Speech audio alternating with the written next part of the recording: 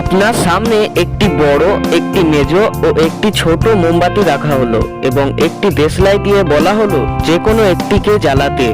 তো আপনি কোন মোমবাতিটা আগে জ্বালাবেন, বড়, মেজ নাকি ছোট?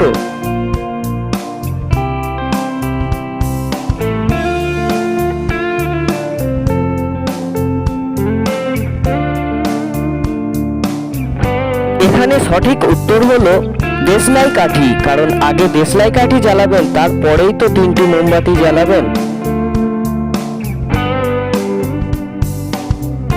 প্রিয় দর্শক, ভিডিওটি ভালো লাগলে ভিডিওতে একটি লাইক এবং চ্যানেলকে একটি সাবস্ক্রাইব অবশ্যই করবেন এবং সাবস্ক্রাইব করে আমাদের পাশে থাকবেন।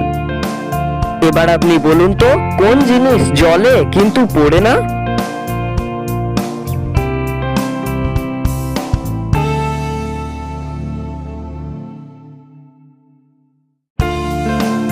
এখানে সঠিক উত্তর হবে আলো, কারণ আলো জ্বলে কিন্তু পড়ে না।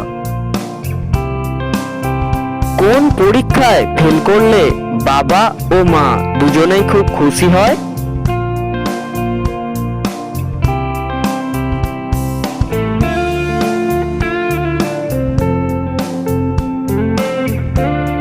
এখানে সঠিক উত্তর হবে কোনো রোগের টেস্টের পরীক্ষায়।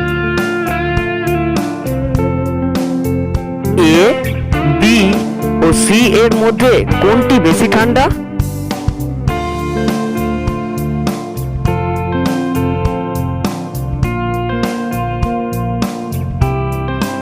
এখানে বি হলো বেশি ঠান্ডা, কারণ এসির মধ্যে যেটিই থাকবে সেটি তো ঠান্ডাই হবে।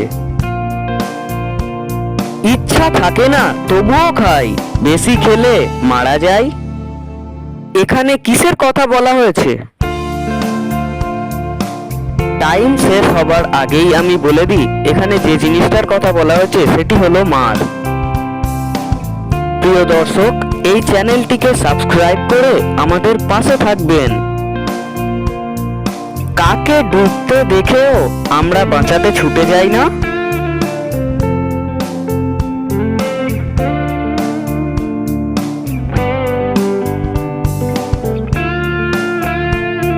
আপনার উত্তরটা কি ছিল? এখানে সঠিক উত্তর হবে সূর্যকে। এই উত্তরটা ভেবে বলবেন, ময়ূরের ডিম আপনি খেতে পারবেন না কেন?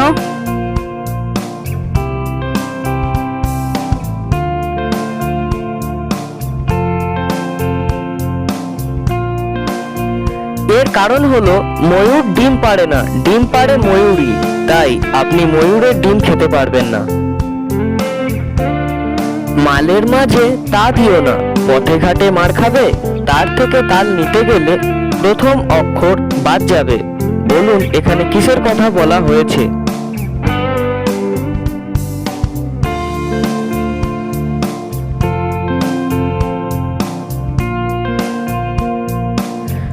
এখানে যে জিনিসটার কথা বলা হয়েছে সেটি হলো মাতাল। আর আপনার উত্তরটা কি ছিল কমেন্টে অবশ্যই জানাবেন। তিন অক্ষরে নাম তার, মাটির নিচে রয়। প্রথম অক্ষর বাদ দিলে গাছের ফল হয়, শেষের অক্ষর বাদ দিলে গাছের অঙ্গ হয়। বলুন এখানে কিসের কথা বলা হয়েছে? ভেবে চিন্তে উত্তর দেবেন।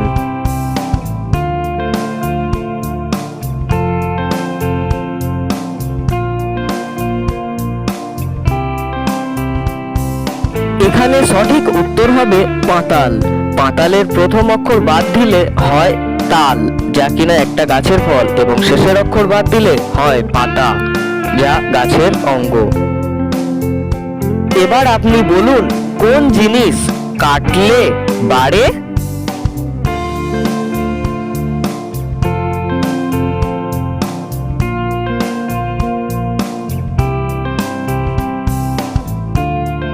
এখানে সঠিক উত্তর হবে পুকুর। আপনি যদি পুকুর কাটেন তাহলে পুকুরটি আকারে বড় হবে।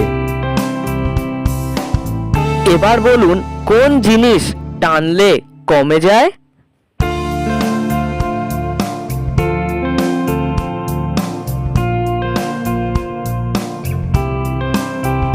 সঠিক উত্তর সিগারেট। সিগারেট টানলে কমে যায়। অমল বাবু ভিক্ষা করেন, তিনি ভিক্ষা করে যা পান তাই দিয়ে তাদের সংসার চলে যায়। আমার প্রশ্ন হলো, অমলবাবু কোথায় ভিক্ষা করেন?